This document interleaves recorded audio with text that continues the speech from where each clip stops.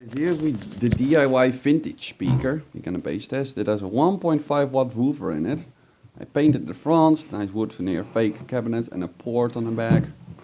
It originally had one of these in it, but